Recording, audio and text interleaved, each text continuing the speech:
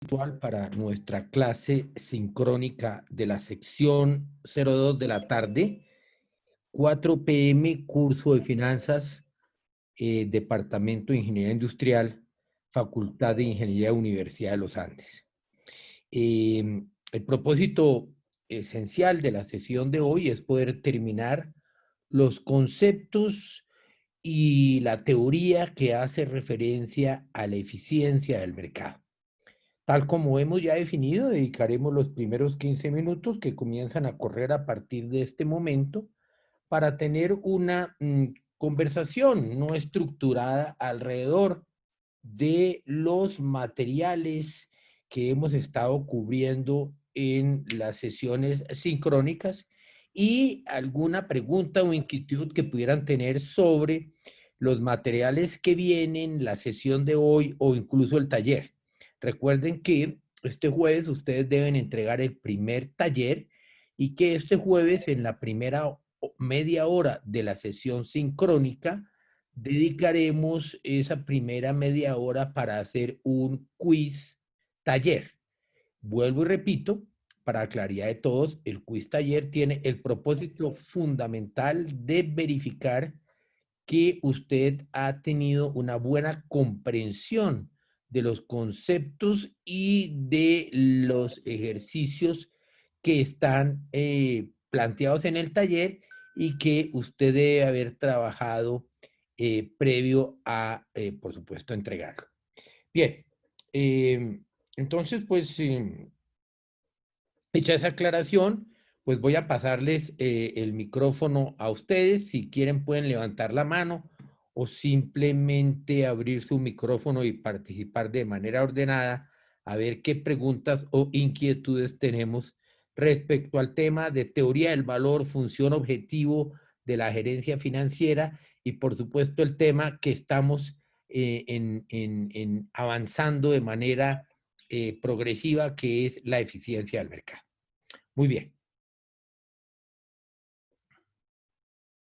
¿Preguntas, inquietudes?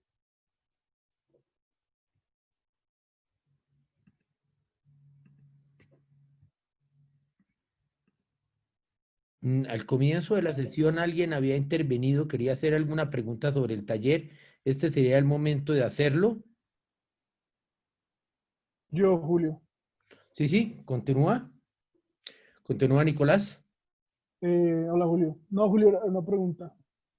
Era una pregunta sobre el taller en el literal D, que no me queda claro si toca usar 2.000 pesos o 3.000 pesos. No, no conozco los detalles, pero Carlos está aquí, Carlos, el asistente graduado. Aquí ya hay alguien Julio, contestando en el chat que deben usarse 2.000, ¿correcto, Carlos? Déjeme miro porque no estoy seguro, no recuerdo. Ok. Bien, te precisamos vía chat, Nicolás, no te preocupes, ¿ok? Sí, son 2.000. 2.000. Perfecto. Muchísimas Muy bien. gracias, Carlos. Muchas gracias a todos y a los que aportaron en el chat. Bien, nuevamente regresamos entonces a inquietudes, preocupaciones, conceptos que puedan requerir alguna aclaración, alguna profundización o que hayan generado alguna perplejidad en alguno de los estudiantes. Entonces, estamos en estos intercambios de ideas y nuevamente si desea participar, por favor, levantar la mano o en su defecto abrir su canal de comunicación, idealmente su video, y podamos interactuar alrededor de los temas que resulten pertinentes.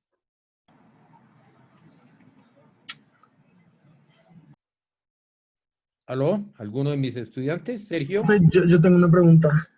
¿Sí? Es que pues para el modelo browniano geométrico, en las notas que subieron en clase, pues aparecía con un T.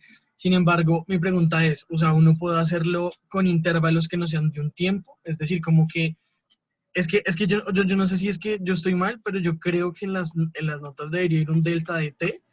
O sea, porque ese delta de T es lo que me da el tiempo. O sea, porque en ese caso, entonces, ¿uno cómo haría para predecir saltos de tiempos de a 2 días o de a 3 días? Uno lo podría hacer, ¿cierto? Sí, a ver, Sergio, digamos que hay una característica importante y es que el modelo que vimos en clase es un modelo discreto. Es un modelo discreto con saltos de tiempo finitos. El modelo browniano geométrico es un modelo continuo. Entonces esa es la diferencia. Digamos que si tú haces un número muy alto de saltos y disminuyes el delta t, o sea, la unidad de tiempo en el salto, en el límite ese movimiento estocástico discreto se vuelve un movimiento continuo. Entonces, la diferencia que hay es un poquito sutil. Lo que vimos en clase, que es la caminata aleatoria, es un movimiento estocástico discreto con saltos y delta t.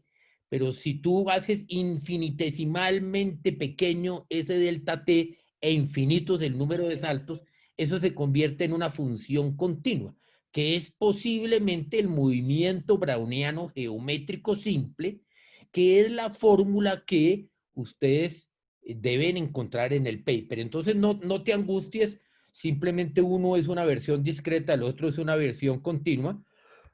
Y lo que es importante es que en la versión discreta o en la versión continua, el choque aleatorio que afecta el comportamiento de los precios sigue una distribución normal con media cero y desviación estándar conocida.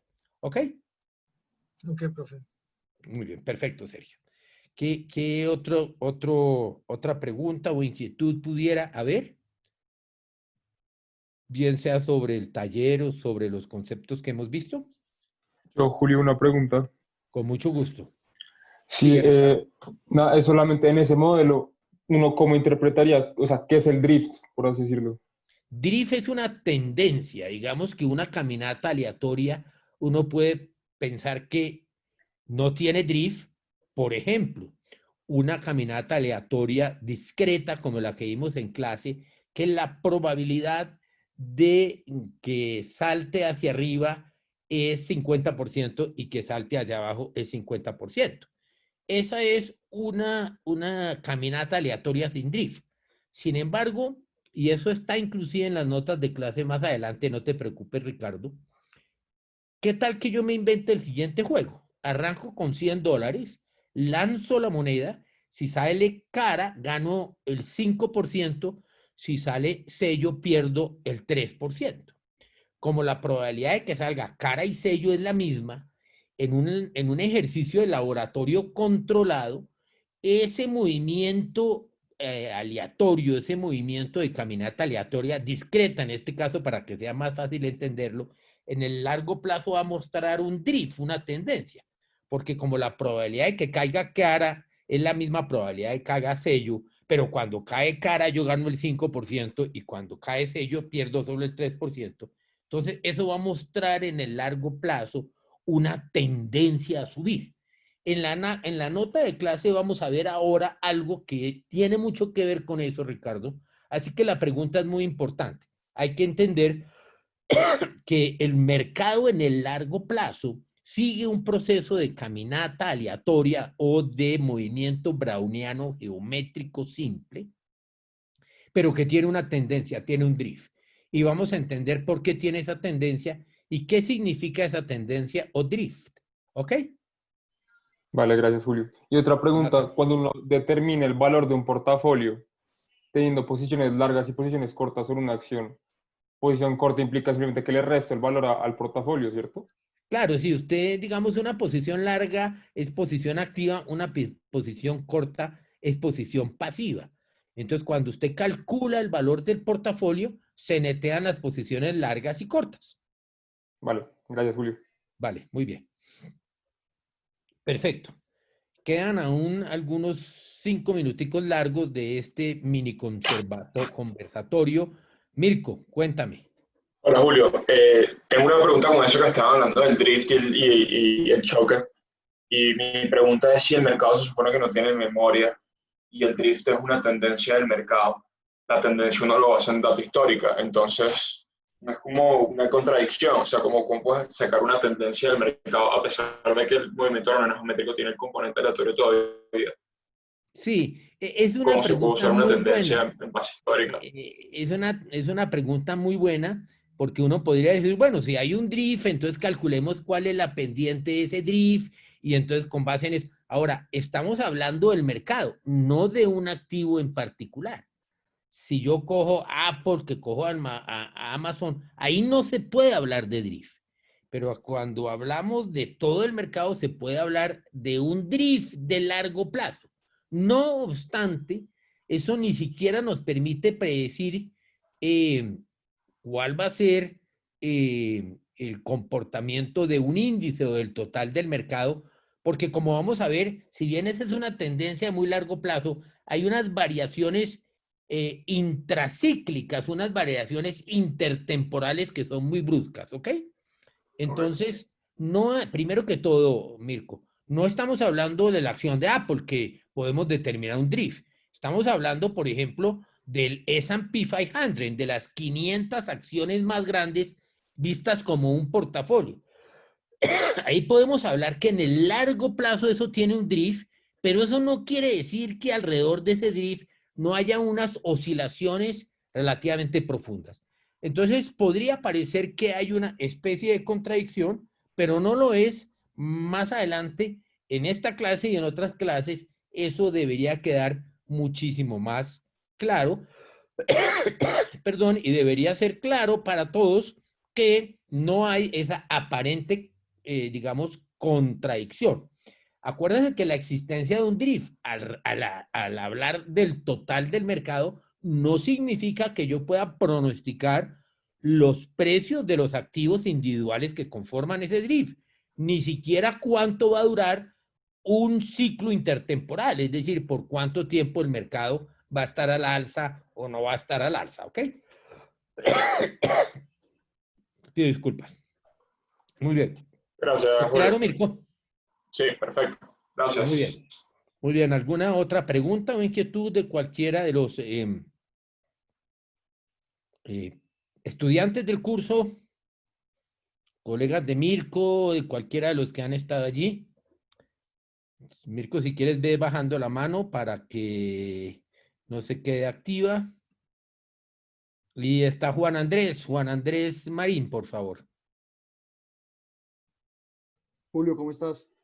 Muy bien, Juan Andrés, bienvenido. Gracias. Yo tengo una pregunta muy sencilla y es, ¿el risk-free rate es lo mismo que la inflación? Porque si el BPN de un proyecto es igual a cero, cuando... De un proyecto, no. A ver, Juan, bueno. a ver, vamos a precisar. Dos respuestas. Primero, el risk-free rate da cuenta del valor del dinero en el tiempo, de time value money, ¿correcto? Y Sí. en general, se puede aproximar razonablemente a la inflación, porque da cuenta solo del valor del dinero en el tiempo, es decir, del poder adquisitivo del dinero. Número uno. Número dos, en ninguna parte se ha dicho que el valor presente neto de un proyecto sea cero. Lo que se ha dicho es que el valor presente neto de una operación del mercado de capitales. Ok. Que son cosas diferentes. Entonces, ¿cuál es la diferencia? Una cosa es, ¿qué negocio ha pensado usted? ¿Tiene espíritu emprendedor o le parecería interesante? Usted es millennial, entonces vamos a desarrollar una aplicación, no sé, una aplicación, no sé, Tinder. Alguna cosa. Sí. Entonces, una cosa, ese es un proyecto real. Ese no es un activo financiero. En las notas de clase lo que se dice es que los activos financieros tienen un valor presente neto de cero. Y voy a darle un ejemplo que me ayuda para esta clase y para todos los estudiantes, Juan Andrés. Okay. Miremos a cómo cerró la acción de Apple hoy.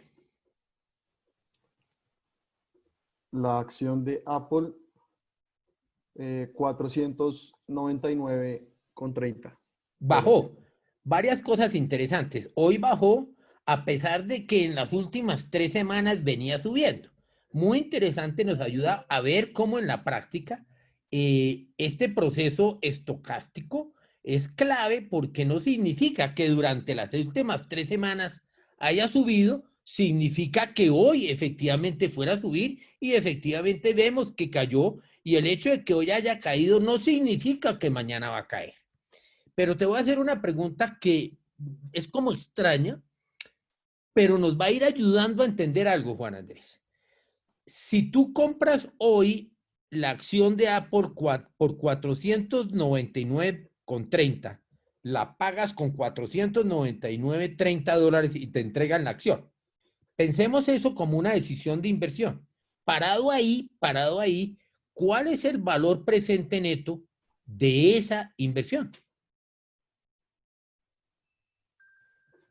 Es que no sé, como es una inversión, como yo pagué, entonces sería negativo lo que pagué o no. No, porque tú, de tu bolsillo salieron 499,30 Sí, y entró una acción. Te entregan un papelito. ok. Eso es electrónico, pero digamos, imagínate que te entregan un papelito de papel que dice, esto equivale a una acción de Apple. Ok, Entonces, pagaste 499,30 por algo que vale 499,30. sí, entiendo. Entonces, ¿cuál es el BPN de eso? Pues no sé por qué depende del valor futuro de lo que va a No, hacer la acción, ¿no? hablando hoy en este instante. Ah, entonces es cero. Cero Es porque cero, tiene. es Sí, cero, es sí. cero. Ahora, tú dijiste una cosa importante. Puede ser que esa acción se valorice o se desvalorice, pero en este momento tú no tienes forma de saber eso porque el movimiento de la acción va a depender de información que tú hoy no conoces. Ujú. ¿Ok? Entonces, Sí. es una primera manera para entender por qué el valor presente neto de las operaciones de mercado de activos de securities tiende a ser cero.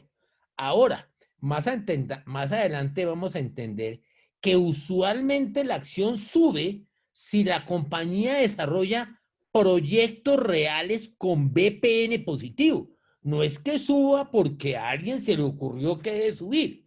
Sube, por decir alguna cosa, si por ejemplo el lanzamiento del iPhone 12 o del iWatch 6 terminan siendo un gran éxito comercial y de mercado. Entonces, eso que no es una acción, sino es un proyecto real de una compañía que tiene acciones, termina siendo capturado por el mercado y reflejándose en el valor de la acción. Pero antes de que suceda eso, puntualmente, comprar algo que vale 499,30 y que uno reciba un documento que es un security, que es una acción que vale 499,30, tiene BPN de cero. Entiendo. Perfecto. ¿Estamos de acuerdo? Sí, Muy bien. listo. Muy bien. Omar Andrés levantó la mano. Omar, por favor. Buenas tardes, Julio. Julio, ¿Cómo estás, Omar? Bienvenido. Me alegra verlo así sea virtualmente. pero digamos, si una empresa hace proyectos con VPN cero, digamos, Ninguna, pare ahí. Ninguna empresa, por ninguna razón, debe hacer proyectos con VPN cero. Sí, pero digamos, si son, no sé, como de filantropía, como para dar buena fama. No. Si son filantrópicos, una cosa, ese no es un proyecto real, ese puede ser una donación. Y digamos que eso no cae dentro de una decisión, pero aún así, cuando una compañía hace donaciones, en general tiene beneficios. Por ejemplo, en casi todas partes del mundo, las donaciones se pueden descontar de los impuestos, tienen beneficios tributarios. O usted ha dicho otra cosa, por ejemplo, una compañía de carbón hace donaciones, por ejemplo, el Cerrejón, a las comunidades de La Guajira. Eso también se puede ver como una decisión de responsabilidad social empresarial que socialmente, en términos económicos, crea un valor que, digamos, no es un valor privado, pero puede ser un valor social. Piense usted en una entidad pública o una entidad como la Universidad de los Andes que hemos discutido.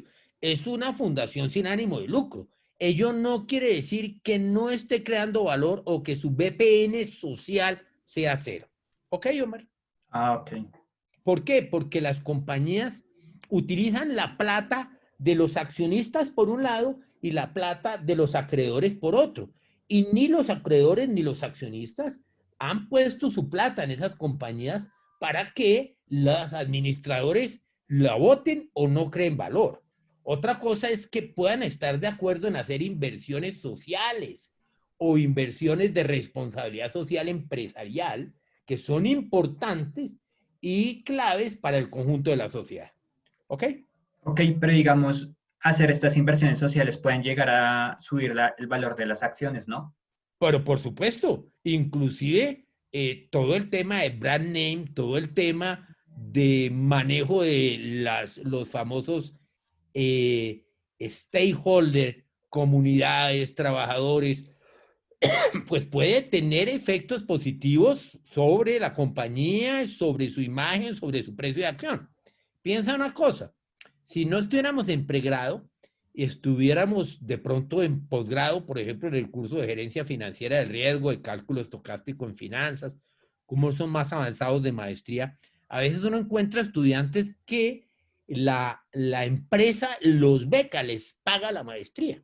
Entonces uno dice, tan queridos esas compañías, están perdiendo plata. No, están invirtiendo en sus trabajadores y esa inversión la van a recuperar en la productividad, mayor eficiencia y mayor satisfacción laboral de esos mismos trabajadores.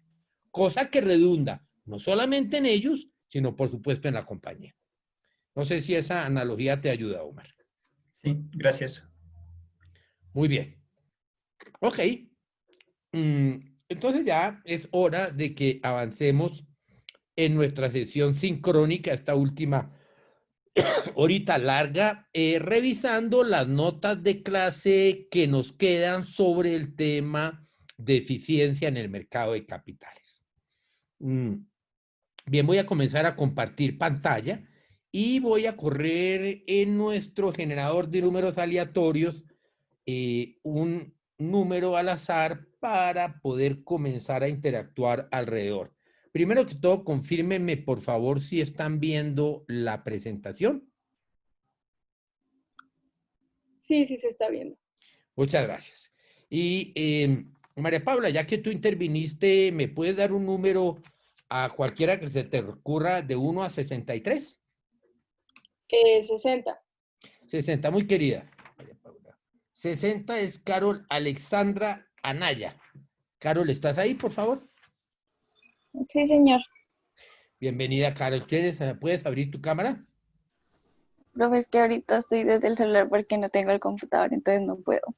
No te preocupes, no te preocupes. Bien, estás viendo la gráfica, ¿no? Sí, señor. Ok, explícame qué es, a la luz de la teoría de la caminata aleatoria, ¿qué significa esta gráfica? Si quieres, puedes utilizar un ejemplo, como creas. Vale.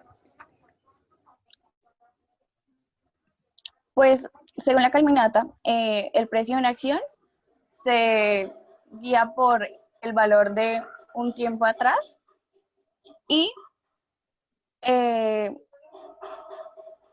tiene más la suma de un valor aleatorio que no es posible, que se distribuye de forma normal como está en la gráfica. Entonces, por eso es como difícil predecir el valor de una acción.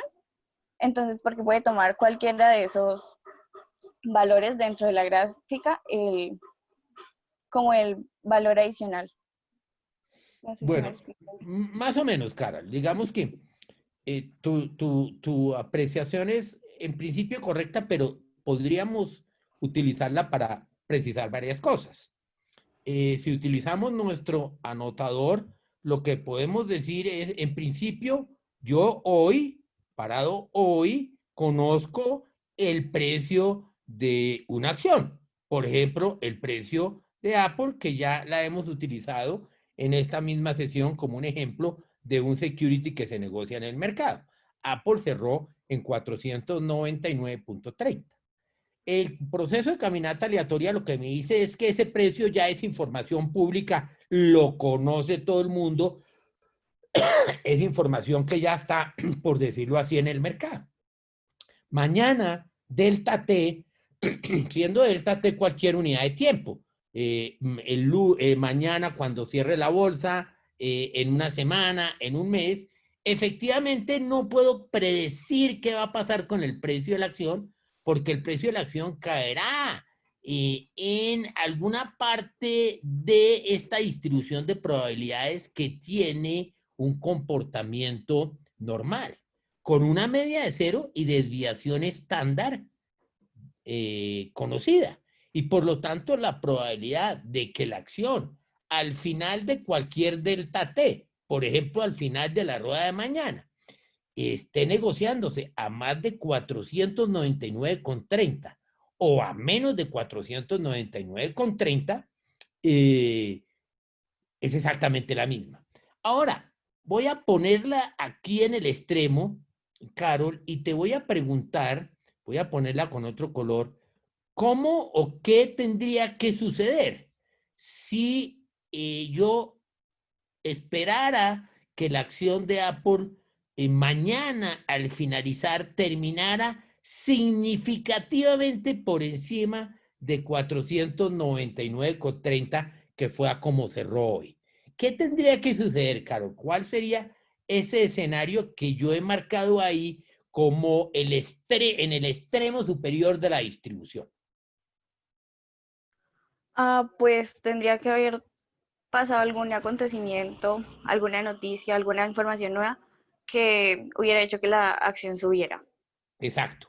Digamos que la respuesta es correcta, me gusta mucho, pero yo le hubiera puesto alguna categoría un poco más calificativa. Hubiera dicho, tendría que aparecer una noticia que cambie de manera significativa y al alza las expectativas que tiene el mercado sobre los flujos futuros que va a generar Apple. Tiene que ser una noticia que cambie significativamente y de manera positiva, porque los precios no cambian de manera caprichosa, sino lo que reflejan son nuevos datos de información que afectan las estimaciones que hacen los analistas de mercado y que se reflejan en ese millón de transacciones, en millones y millones de transacciones que suceden en tiempo real en los mercados. ¿Es correcto, Carol? Sí, señor. Muy bien, muchas gracias, Carol. Gracias. Ok, habiendo hecho esa aclaración, entonces podemos continuar con la nota de clase. Y la nota de clase, digamos que debemos, antes de seguir, hacer una precisión. La caminata aleatoria, como ya había explicado en las preguntas que me hicieron en los primeros 15 minutos, es realmente una versión discreta de algo más general que se conoce como el movimiento browniano geométrico simple, o de la expresión en inglés Geometric Brownian Motion.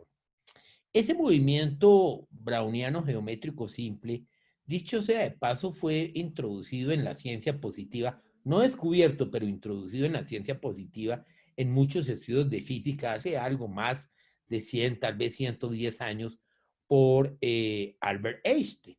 Y nos hizo un gran favor porque no solamente en la física, no solamente en la biología, sino en la economía hay muchos procesos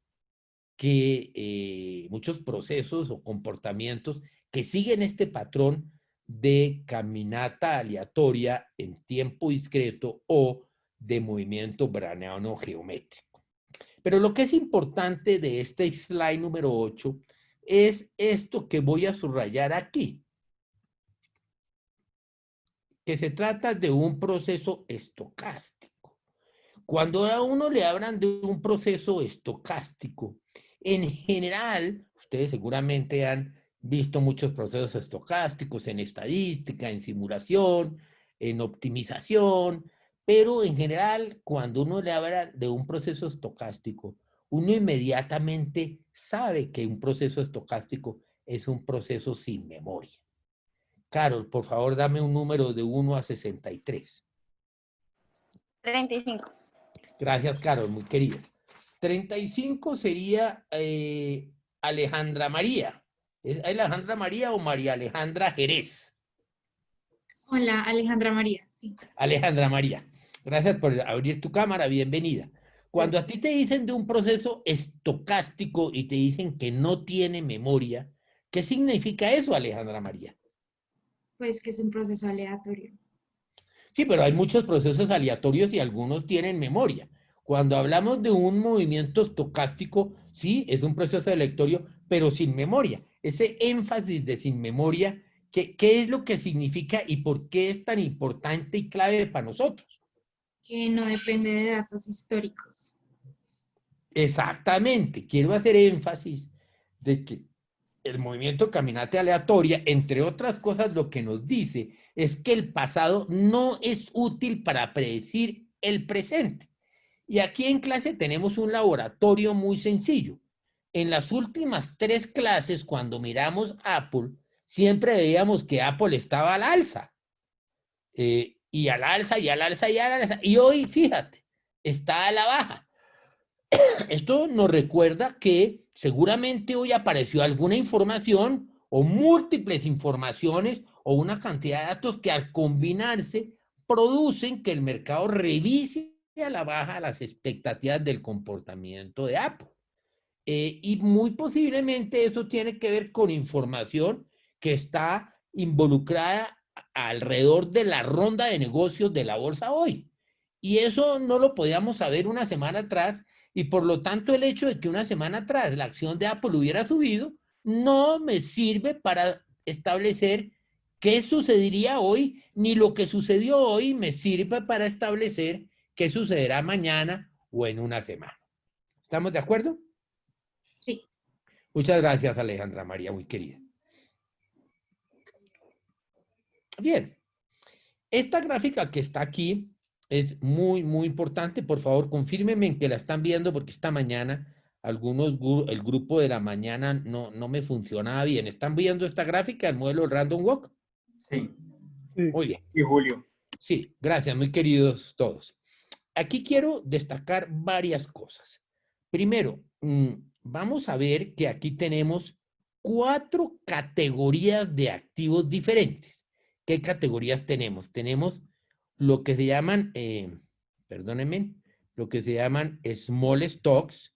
No quería hacer eso, sino quería hacer una rayita. Small stocks, las small stocks, que son estas azules. Voy a poner, digamos, una flecha que muestre como el drift. Esas son las small stocks. Las small stocks corresponde a aquella, el último cuartil de las acciones que tienen el menor valor de mercado dentro de la Bolsa General de Valores de Nueva York. Con otro color, tengo también lo que se llaman las large stocks, que correspondían como al drift de la línea azul aguamarina. Y ese large stock es también lo que se conoce como el índice de S&P 500. El S&P 500 es un índice de acciones donde están las 500 compañías más grandes del mercado norteamericano. Creo que en las sesiones anteriores hicimos una solicitud de mirar cuáles eran las principales compañías de ese índice del S&P 500, y estaba Apple, estaba Microsoft, estaba Amazon, so. Por otro lado, tengo otra categoría de activos. Tengo los bonos gubernamentales, que tendrían más o menos este drift. Y finalmente tengo otros activos que son los Treasury Bond, que corresponden a los bonos gubernamentales de corto plazo. Y la zona gris que está abajo, como dice aquí, corresponde en esencia y fundamentalmente, corresponde a la inflación. Esta es una ventana de tiempo que va más o menos de 1926 al 2016. Más o menos estamos hablando de 90 años. voy a correr un número aleatorio para pedirle a alguno de mis estudiantes que me ayude a interactuar sobre esta gráfica. 35, El 35, 46, el 46 34. y el 34, que es Sebastián Delgadillo. Sebastián, ¿estás allí? Hola, Julio, sí. Gracias, Sebastián. Si puedes abrir la cámara, mucho mejor. ¿Sí está abierta? No, no te estoy viendo, pero no te preocupes, Sebastián. Espérame. Creo que ahí ya, no sé. Muy bien. Bueno, no importa, Sebastián. En esta gráfica es evidente que si uno mira el compound annual return, o sea, el rendimiento anual compuesto por año de esos activos es muy diferente.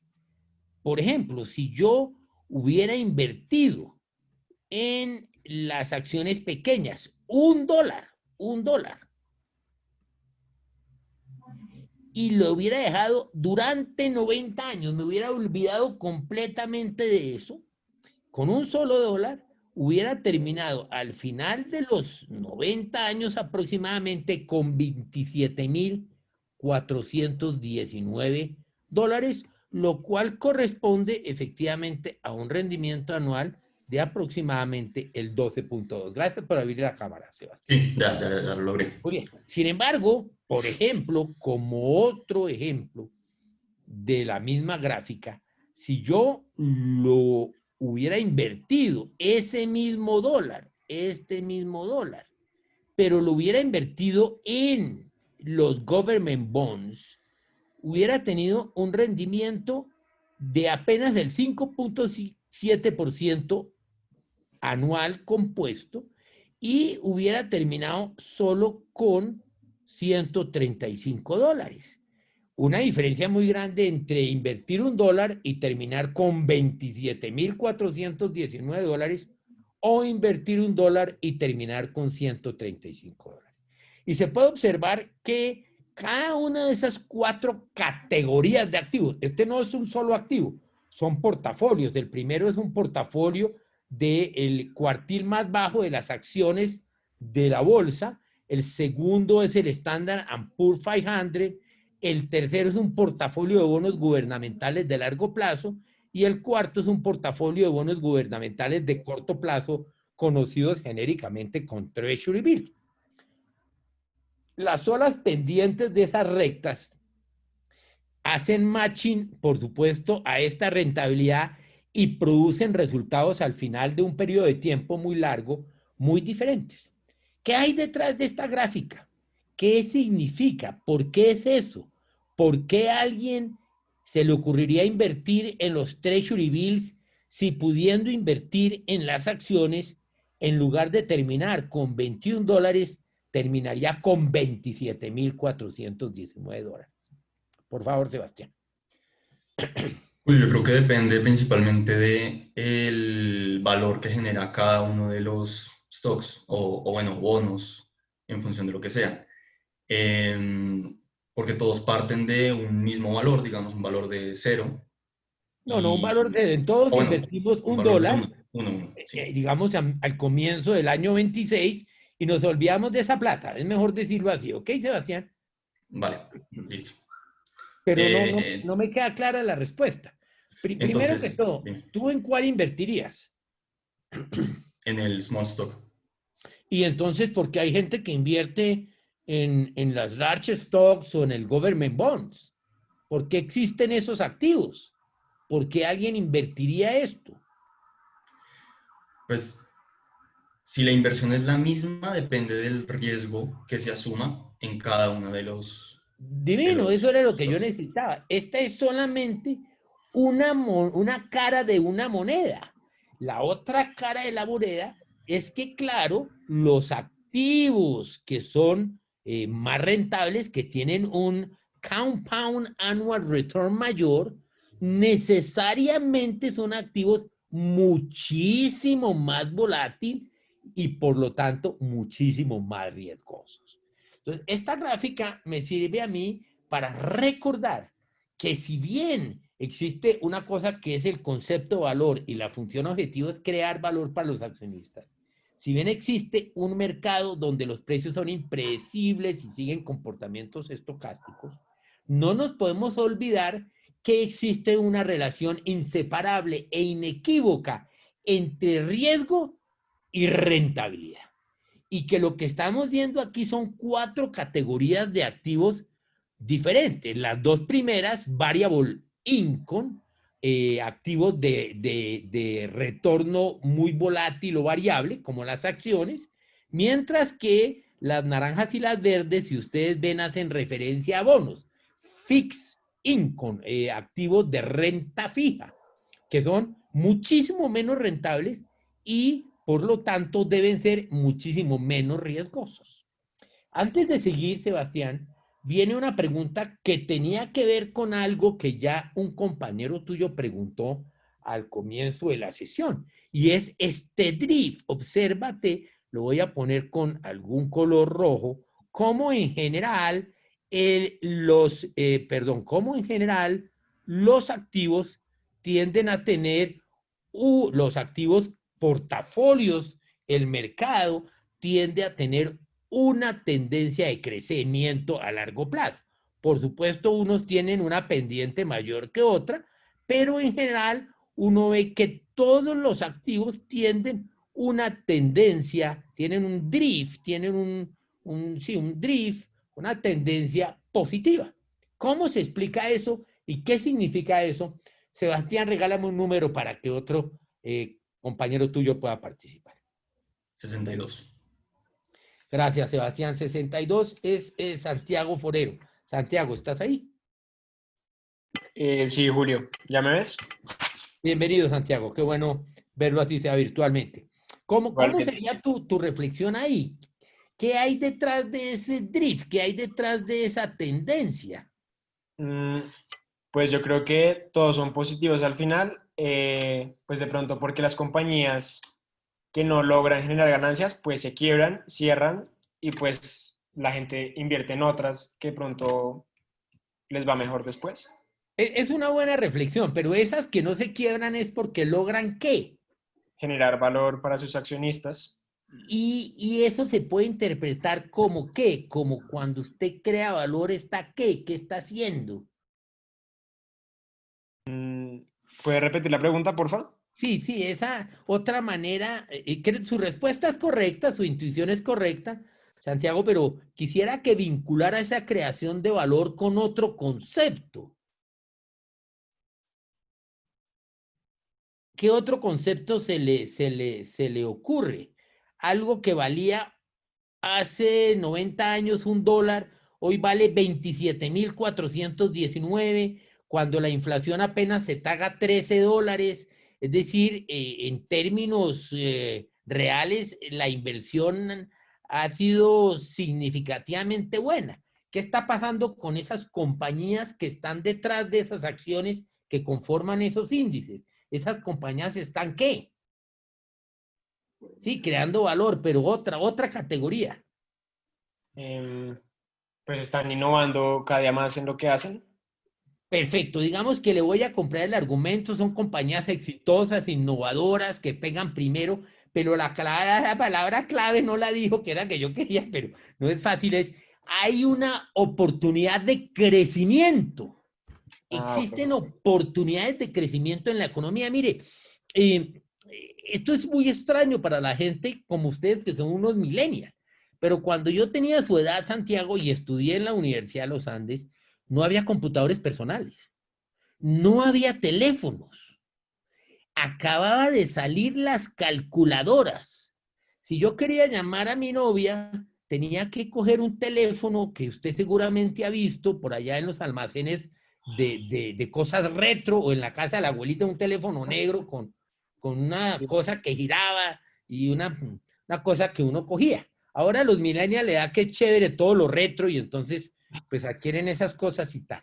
Pero eso es para decir lo siguiente: Colombia y cualquier país del mundo hoy en día es significativamente más rico, más sólido, más grande económicamente de lo que era hace 50, 100 o por supuesto 500 años, y seguramente en el futuro también lo seremos. Es decir, hay oportunidades de crecimiento y lo que hacen las compañías exitosas es crecer, es invertir para generar acumulación y crecimiento, y si lo hacen bien, eso se refleja en el valor de mercado de sus activos.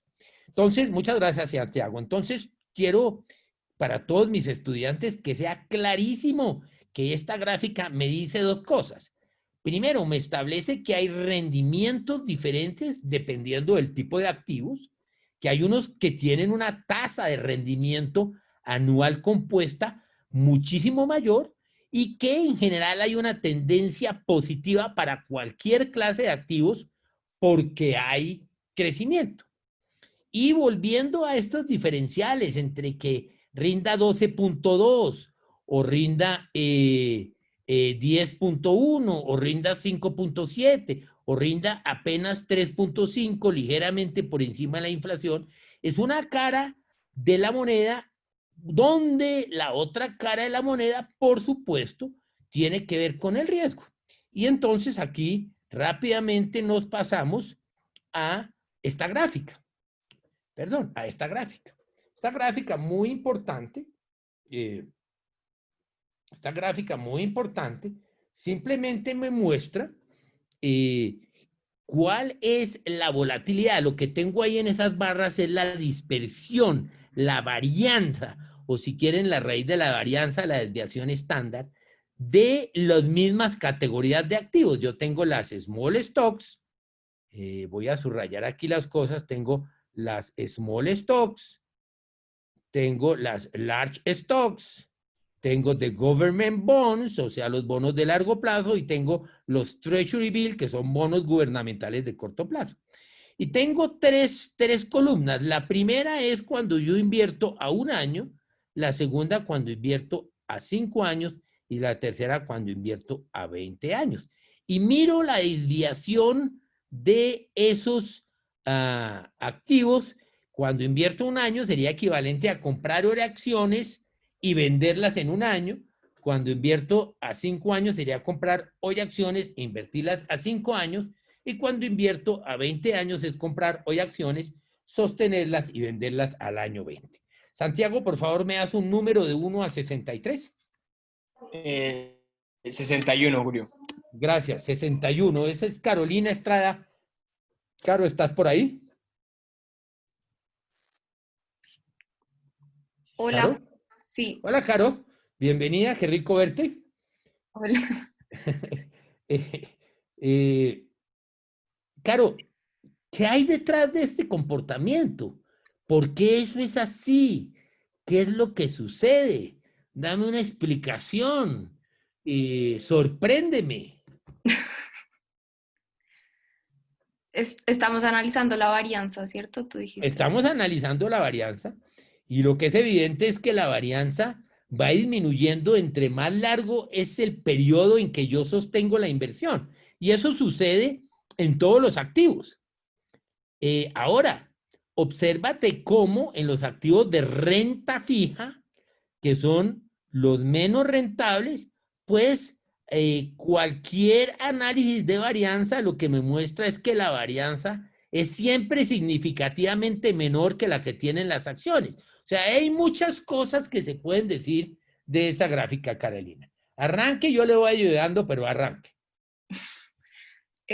Pues que, no sé, ahorita estábamos hablando que tenía un mayor crecimiento y eso podría ser por el riesgo. Entonces, pues no sé si, porque digamos, la de los small stocks tiene mayor varianza. No sé si tiene algo que ver con el riesgo o que aunque... Es que la varianza es una medición del riesgo. Evidentemente lo que estamos diciendo es lo siguiente. Las acciones pequeñas que tienen un retorno anual del 12.2% son más rentables, pero más riesgosas. Mire esa barra tan grandota, compárela, por ejemplo, contra esta. ¿Está claro? Entonces, claro, son significativamente más riesgosas porque son más rentables. Observe que en los Treasury Bill, vamos a poner ahí esto, en los Treasury Bill, usted no gana mucho, pero tampoco pierde tanto. pierde mucho. Mientras que en las small stock, usted de pronto gana, mire, puede ganar hasta un 150% o de pronto pierde hasta el 60%. Eso es evidente, pero la pregunta mía es, ¿por qué esta volatilidad va disminuyendo en la medida en que yo aumento el plazo en el que sostengo la inversión en esos activos? ¿Por qué esta es la volatilidad? Vamos a marcarla con una línea. Esta es la volatilidad si yo invierto y vendo al año, mientras que esta es la volatilidad si yo invierto y vendo 20 años después. ¿Qué es lo que sucede? ¿Por qué es eso? Porque los precios de las acciones se van como estabilizando y también a largo plazo, pues es más segura la inversión también por el valor del dinero en el tiempo, que lo que pierdo hoy me vale más que lo que, pues como que si pierdo lo mismo en un futuro. Hay algunas cosas que dijiste tienen sentido, otras no, Caro, no son tan coherentes, pero bueno, ahí está tratando de defenderse. No, la realidad tiene que ver con lo que discutimos con tu compañero anterior. ¿Acuerdas esa tendencia de largo plazo? Entonces, cuando uno invierte en activos, tiene dos efectos. Uno, la volatilidad intertemporal de corto plazo. Entonces, si la acción es muy riesgosa o la clase de activos es muy riesgosa, eso va a tener una variabilidad intertemporal de corto plazo muy brusco. Pero si yo sostengo ese activo durante mucho tiempo, parte de ese riesgo yo lo elimino, yo lo compenso porque capturo el drift, capturo esa tendencia a largo plazo.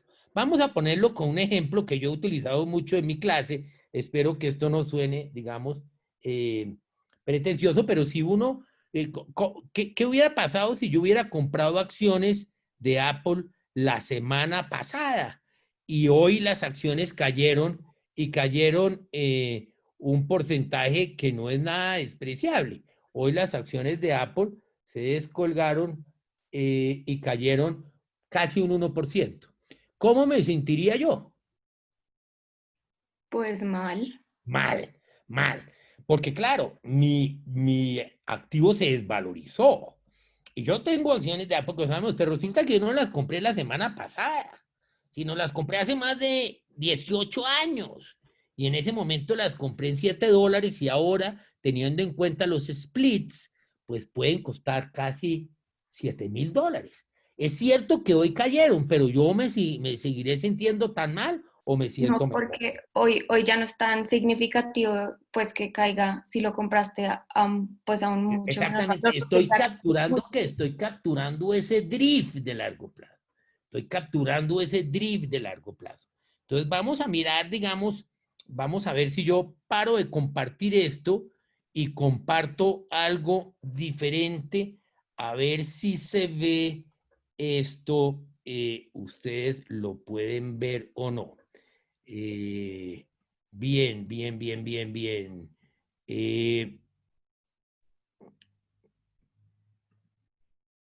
Vamos a ver si ustedes ven esto. Todavía no. Están viendo la acción de Apple. Entonces, ahí yo tengo una semana. ¿Sí la ve? En una semana la acción pues se ha valorizado.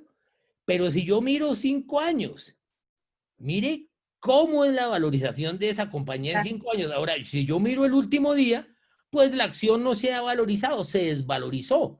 Entonces, cuando yo tengo esa inversión en activos altamente riesgosos, tengo una combinación entre la volatilidad intracíclica de corto plazo y la tendencia de largo plazo.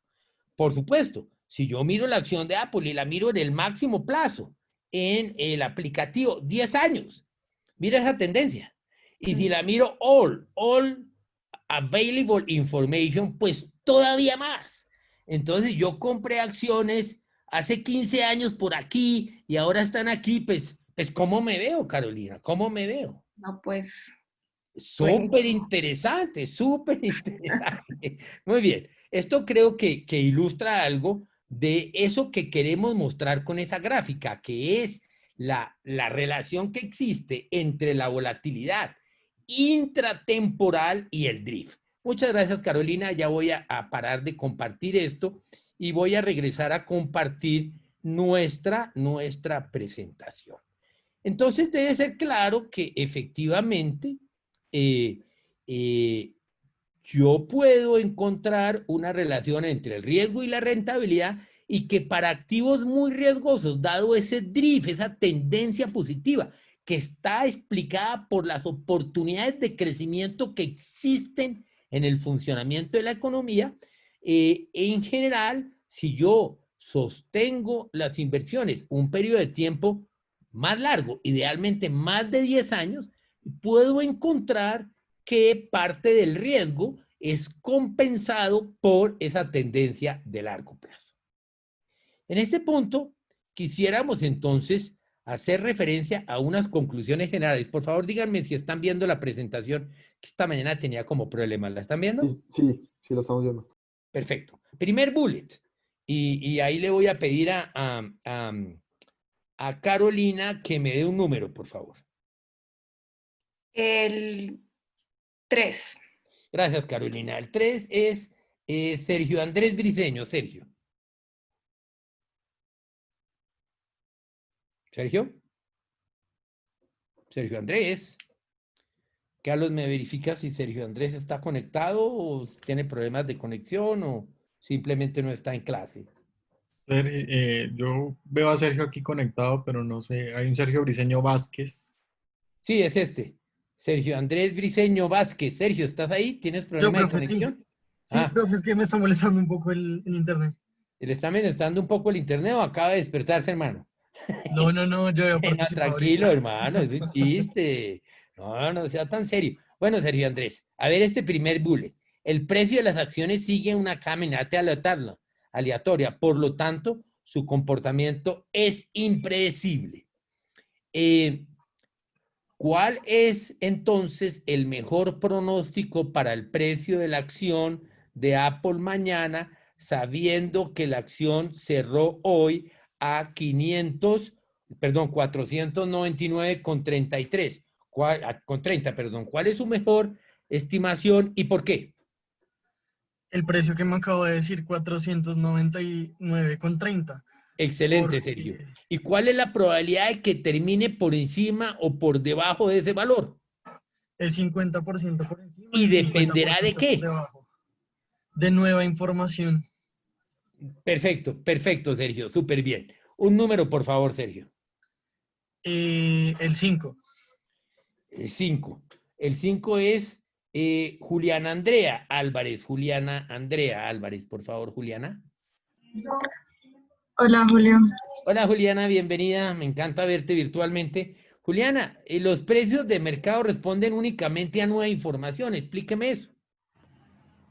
Bueno, el precio de las acciones, digamos, como hemos visto por el modelo de la caminata aleatoria, no puede ser determinado y digamos que no puede ser predecible por otra información, y como el futuro es indeterminado, únicamente va a responder a los cambios o a los sucesos que sean públicos y digamos que puedan ser tomados por el valor de la acción.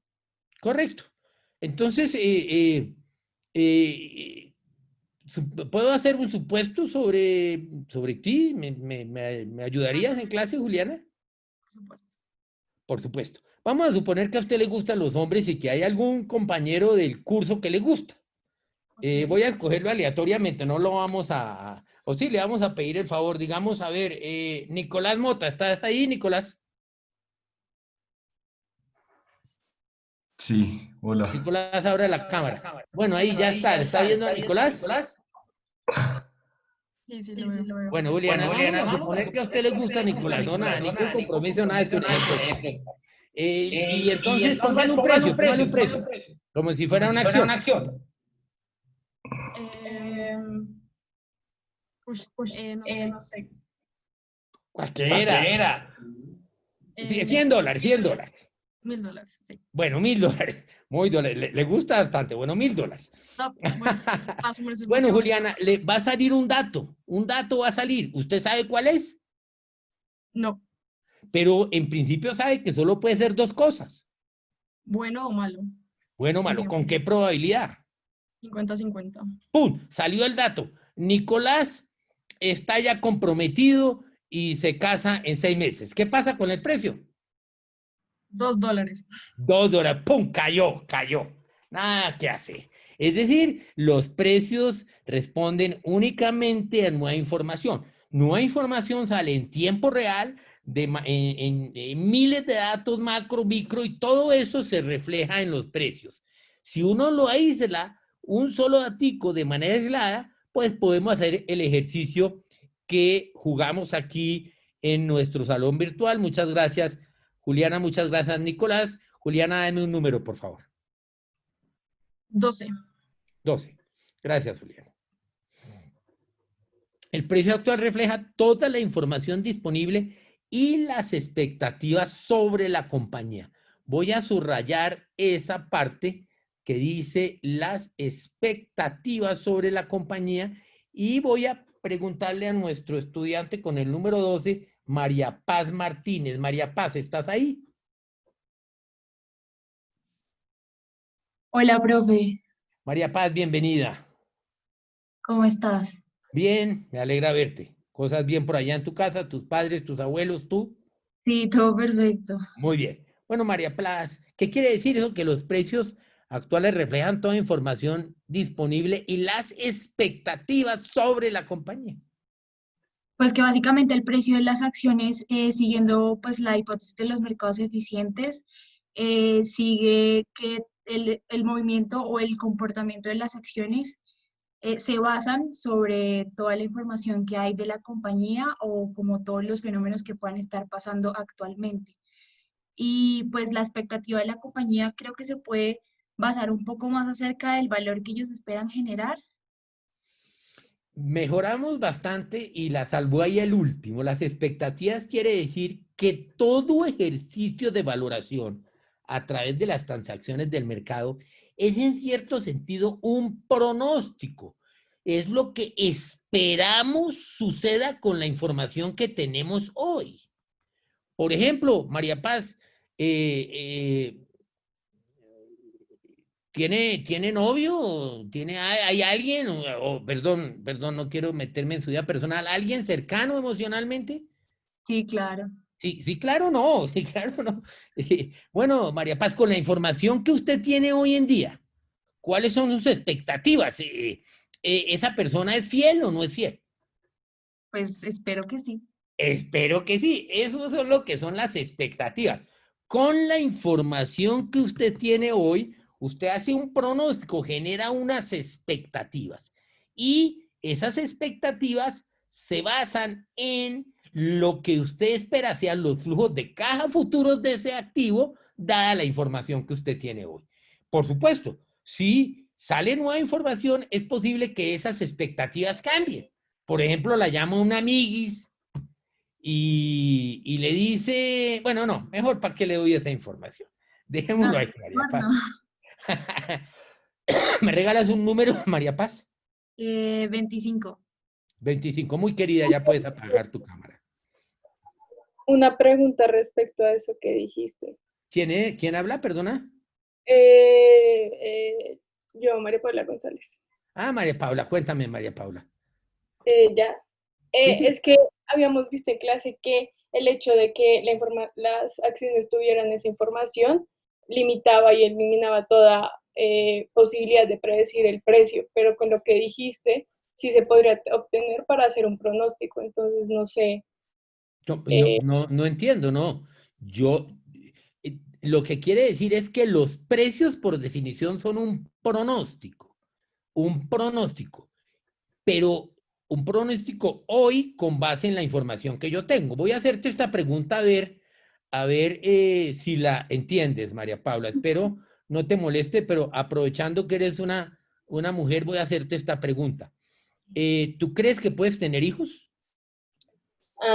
Sí. Sí. Eso es una expectativa, ¿cierto? Una expectativa con base en la información que tú tienes hoy. Y yo supongo que si tú me dices eso, es porque todo está normal, tu sistema reproductivo funciona bien, no tienes ninguna enfermedad de base, por lo menos que tú sabes, tu sistema reproductivo tal como tú lo percibes, como cualquiera funciona. Pero ellos no, esa es una expectativa con base en la información, pero no hay ninguna certeza, y con esto no quiero rayarte la cabeza, como dicen los millennials, de que efectivamente puedas quedar embarazada. ¿Sí me entiendes? Un poco entonces todos los precios son un ejercicio de pronóstico, pero ese ejercicio de pronóstico es una estimación, no una predicción. Tú no puedes con certeza predecir que tú vas a tener hijos, inclusive si quedaras embarazada, la misma naturaleza es tan particular que a una persona embarazada no hay ni siquiera certeza de que efectivamente lleve a feliz término su embarazo, porque hay muchos factores. No sé por qué se me ocurrió ese ejemplo, pero espero que ilustre algo, ¿ok? ¿Está claro, María Paula? Sí, muy claro, gracias. Muy bien. Muchas gracias. Entonces, ahora sí seguimos con el último de los bullets. Este último de los bullets es...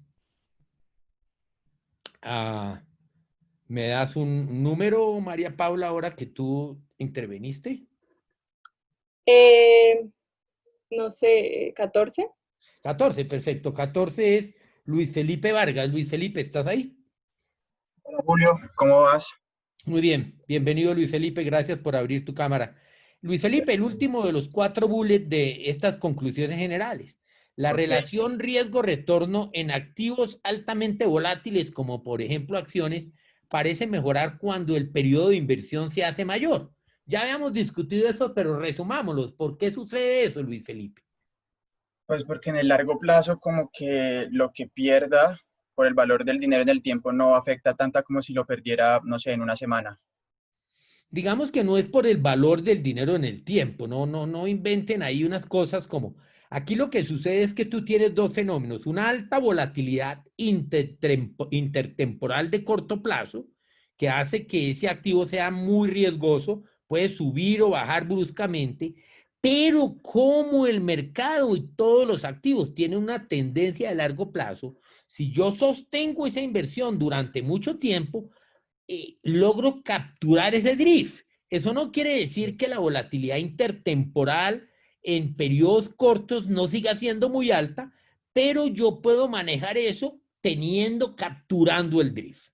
¿Está claro, Luis Felipe? Okay. Sí, señor, gracias. Y eso va mucho más allá del valor del dinero en el tiempo. Voy a volver a esa gráfica porque me parece importante. En esta gráfica, ¿la están viendo ahí, Luis Felipe? Sí, sí, señor. En esta gráfica, el valor del dinero en el tiempo y la inflación, que es la zona gris. Sí. Es decir, si yo tengo $1, 90 años después necesito $13 para comprar lo mismo que compraba 90 años antes con $1. Pero observe que inclusive los Treasury Bills, que es el activo menos riesgoso y menos rentable, me genera una rentabilidad que es superior a la inflación. Es decir, todos estos activos tienen una rentabilidad real, una rentabilidad por encima del valor del dinero del tiempo. Okay, sí, ¿okay? Señor. Gracias, sí. Muchas gracias, Luis Felipe. Hecha esa aclaración, entonces, venimos ahora a un aspecto que es muy importante, que son las formas de eficiencia del mercado. Y Luis Felipe, regálame un número. El 18. 18, gracias Luis Felipe. El 18 es Min Chang Park Han. Min Chang Park. Hola, profe. Hola, ¿cómo estás? Mick, ¿de dónde es tu apellido? ¿Es de origen? De Corea. Corea. Bienvenido, Mick. No te veo. Ah, bien, ya te veo. Ya, la cámara sí. Ahora sí lo veo muy coreano. Muy bien. Bienvenido a clase a nuestro salón virtual. Mink, arranquemos con la primera forma de la eficiencia del mercado. que es la forma débil. ¿Cuál es la característica importante de la forma débil de la eficiencia del mercado? La forma... ¿Está viendo la presentación? Sí.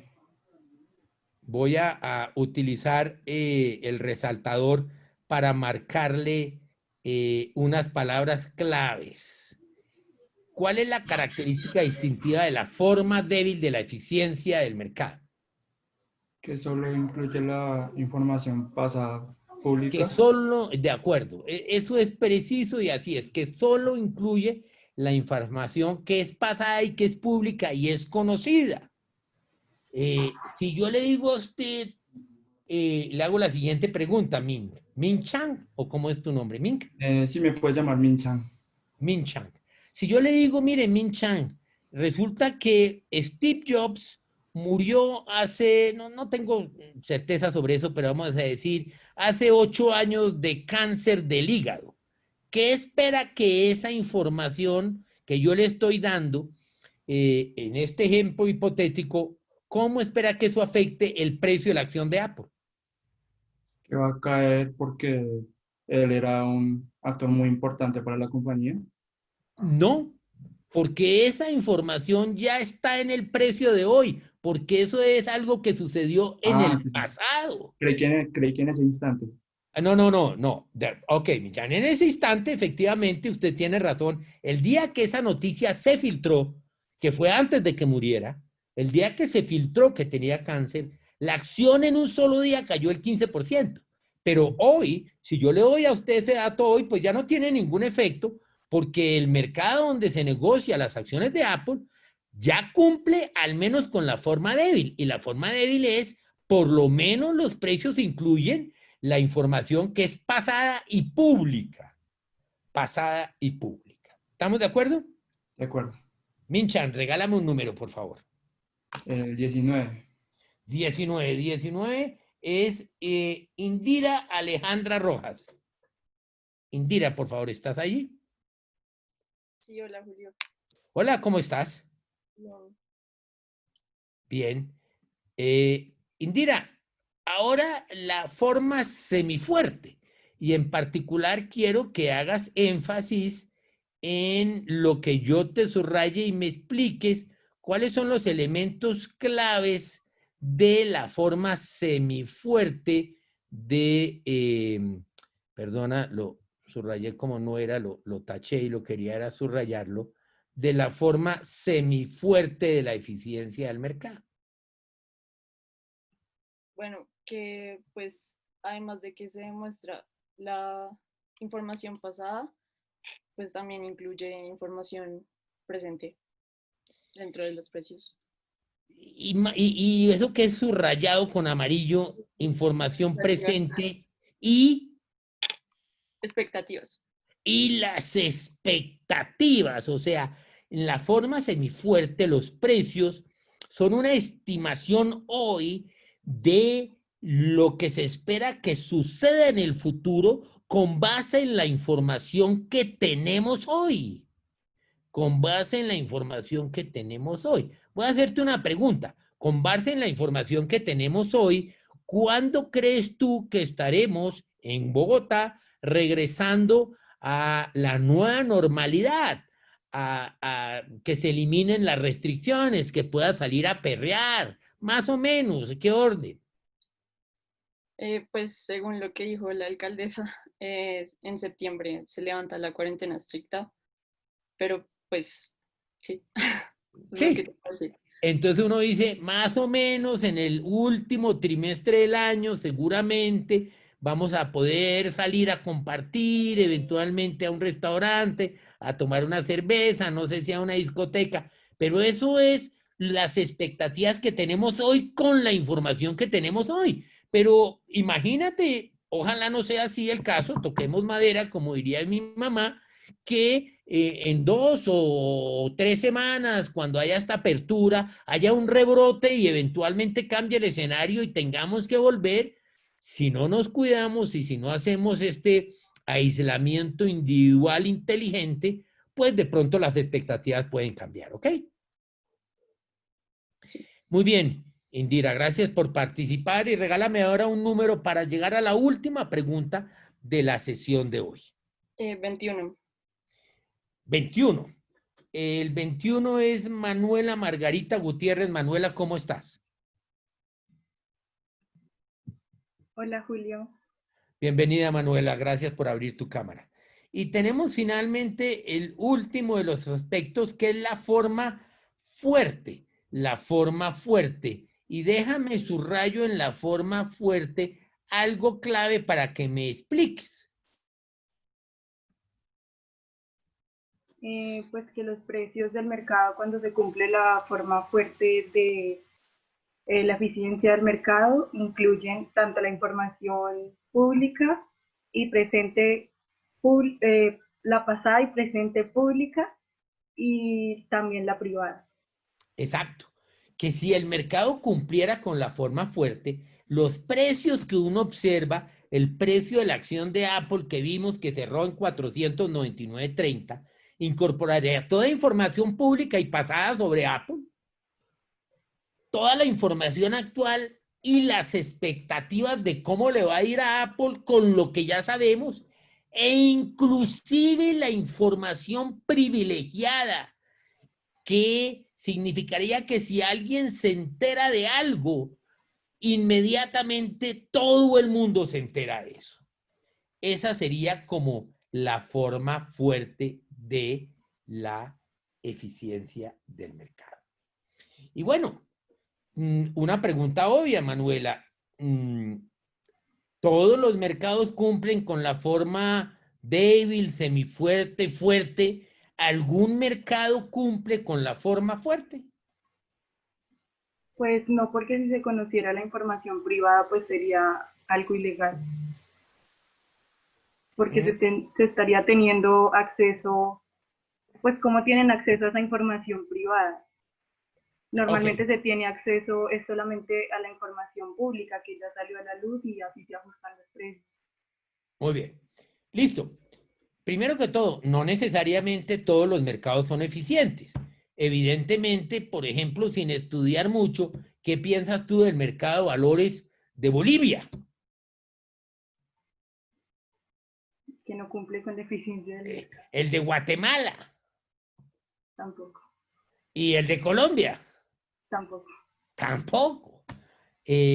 Los mercados más maduros, profundos, el mercado norteamericano, el mercado Hong Kong, la bolsa de Frankfurt, la bolsa de Tokio, cumplen con la forma semifuerte. Pero inclusive esos mercados tan profundos, tan líquidos y tan avanzados no cumplen, como tú trataste de insinuar, Manuela, con la forma fuerte, porque existe la posibilidad de que haya individuos que tengan información privilegiada y que aprovechen de esa información privilegiada para ganancias extraordinarias y para arbitrar con esa información. Que por supuesto, como tú mencionaste, Manuela, es en principio no ético, no moral y en el 99% de los casos ilegal. Es decir, contra la ley de vigilancia del mercado de capitales. Muy bien, queridos estudiantes, son ya las 5:18. Recuerden que en la sesión del jueves tienen que entregar su taller y tomar el primer quiz taller. Eso será en la primera media hora de la sesión sincrónica de 1 hora y cuarto. Luego, después de eso, tomaremos 45 minutos para rematar de manera definitiva todos los temas asociados con la eficiencia del mercado. Camilo Mejía ha levantado la mano. Por favor, Camilo, abre tu canal y participa. Yo ya voy a dejar de compartir pantalla. Hola, Julio. Julio, Sí, una Camilo. pregunta es que me surgió ahí en eso último que usted dijo, y es, ¿por qué el mercado de Bolivia y de Guatemala y el de Colombia no son eficientes? O sea, ¿sería lo mismo decir que es como que cumple la forma débil o que no es Muchas veces eficiente? ni siquiera cumplen la forma débil. Son mercados muy pequeños, small little market, small little countries, poor countries, decía un profesor mío en el posgrado. Son mercados poco profundos, poco líquidos, con reguladores muy débiles y altamente concentrados. Entonces, para que tengas un orden de magnitudes. No sé si alcanzaste a escuchar, porque ustedes son muy jóvenes, la reciente crisis que llevó a la quiebra de un corredor de bolsa muy importante en Colombia que se llama Interbolsa. No, no supe bien. Ok. Entonces vamos a hacer una mini tarea, Camilo, para todos, para la próxima sesión y la discutimos en esos 45 minutos. Hacer una pequeña investigación periodística de máxima media hoja, de qué sucedió y cuál fue la crisis que llevó a la quiebra de Interbolsa, ¿ok? Y te prometo que en la sesión sincrónica del jueves arrancamos con esta pregunta y la resolvemos. Vale, Julio, gracias. Gracias, Camilo, por participar y levantar la mano. Muy bien, queridos estudiantes, ahí veo que hay como 18 chats. Sí, alguien preguntaba si es decir, más que ilegal tener información privilegiada, lo que es ilegal es utilizar esa información privilegiada para aprovecharse de quien no la tiene y obtener ganancias extraordinarias. ¿Es claro, Juliana?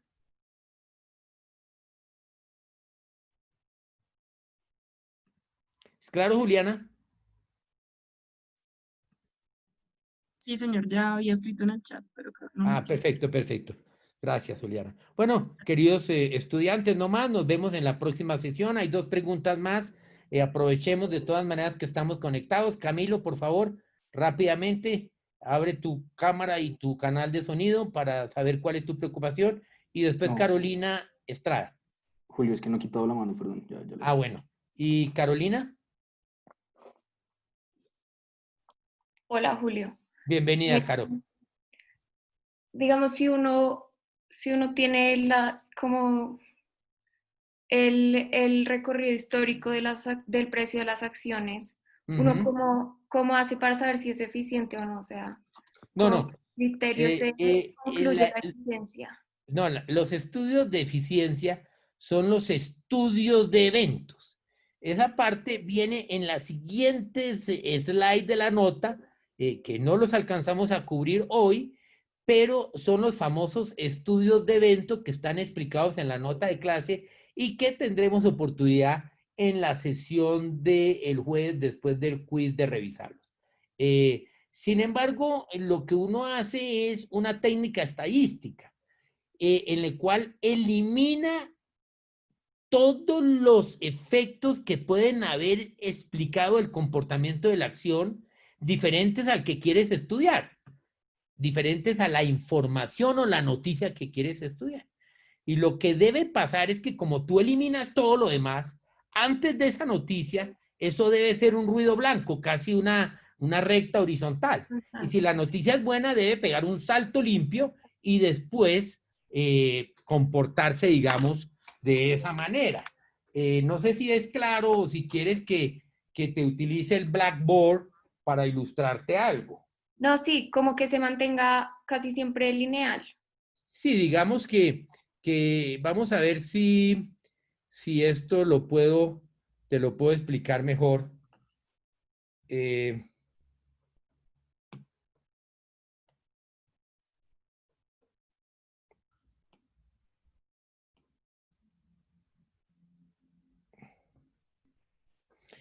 Digamos que vamos a coger que este fuera el comportamiento de una acción, ¿cierto?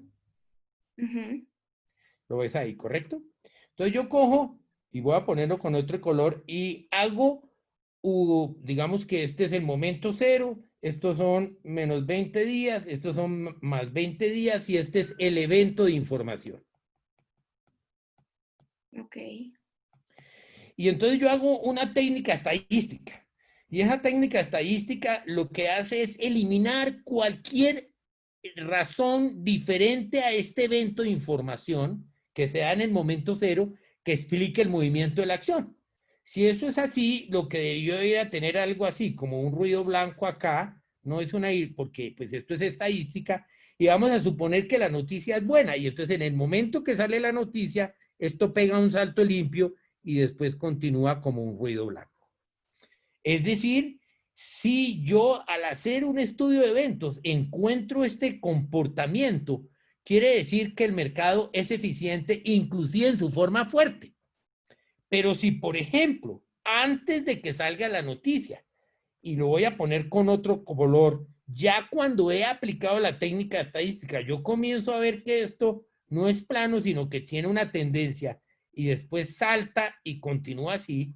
La pregunta es, ¿por qué hay ese crecimiento si yo en teoría ya he eliminado todas las otras razones diferentes al dato de información y la información no ha salido todavía? Ese sería un ejemplo de que alguien se enteró antes de los demás y utilizó esa información para obtener arbitraje o ganancias extraordinarias. ¿Es claro, Carolina?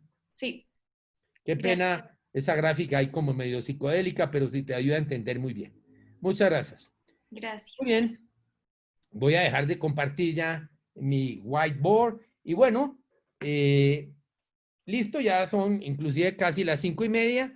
Muchas gracias a todos y nos vemos en la sesión sincrónica del martes.